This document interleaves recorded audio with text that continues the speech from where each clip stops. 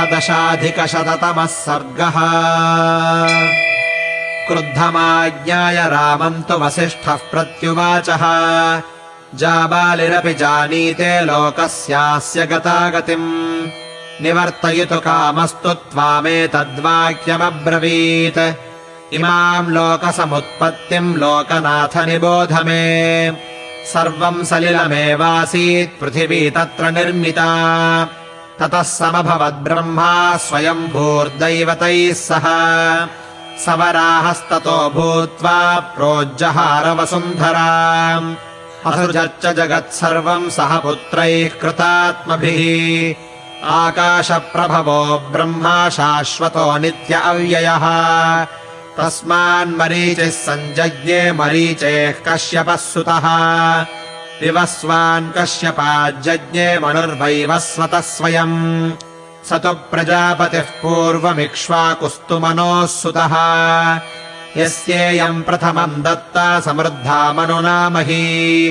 तमिक्ष्वाकुमयोऽध्यायाम् राजानम् विद्धिपूर्वकम्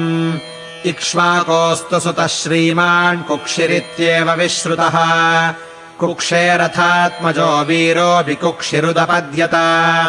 विकुक्षेस्तु महातेजा बाणः पुत्रः प्रतापवान् बाणस्य च महाबाहुरणरण्यो महातपाः नानावृष्टिर्बभूवास्मिन्न दुर्भिक्षः सताम् वरे अनरण्ये महाराजे तस्करो वापि कश्चन अनरण्यान् महाराज पृथुराजा बभूवः तस्मात् पृथोर्महातेजास्त्रिशङ्कुरुदपद्यत स सत्यवचनाद्वीरः सशरीरो दिवङ्गतः त्रिशङ्कोरभवत्सूनुर्धुन्धुमारो महायशाः धुन्धुमारान् महातेजा युवनाश्वो व्यजायत युवनाश्वसुतः श्रीमान् मान्धाता समपद्यत मान्धातुस्तु महातेजाः सुसन्धिरुदपद्यत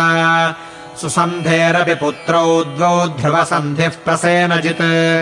यशस्वी ध्रुवसन्धेस्तु भरतो रिपुसूदनः भरतात्तु महाबाहो रसितो नाम जायत यस्यैते प्रतिराजान उदपद्यन्त शत्रवः हैहयास्तालजङ्घाश्च शूराश्च शशबिन्दवः तांस्तु सर्वान् प्रतिव्यूह्य युद्धे राजा प्रवासितः स च शैलवरे रम्ये बभूवाभिरतो मुनिः द्वे चास्य भार्ये गर्भिण्यौ बभूवतुरिति श्रुतिः तत्र चैका महाभागा भार्गवम् देववर्चसम् ववन्दे पद्मपत्राक्षी काङ्क्षिणी पुत्रमुत्तमम् एका गर्भविनाशाय सपत्न्यै गरलम् ददौ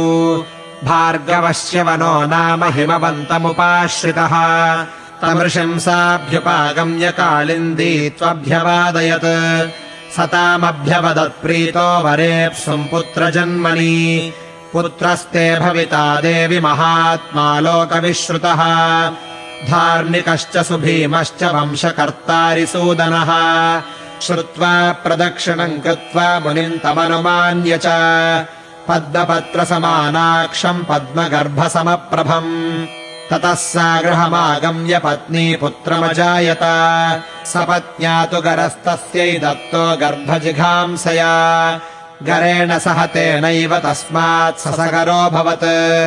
स राजा सगरो नाम यः समुद्रमखानयत् इष्ट्वा पर्वणि वेगेन त्रासयान इमाः प्रजाः असमञ्जस्तु पुत्रो भूत्सगरस्येति न श्रुतम् जीवन्नेव स पित्रा तु निरस्तः पापकर्म कृत्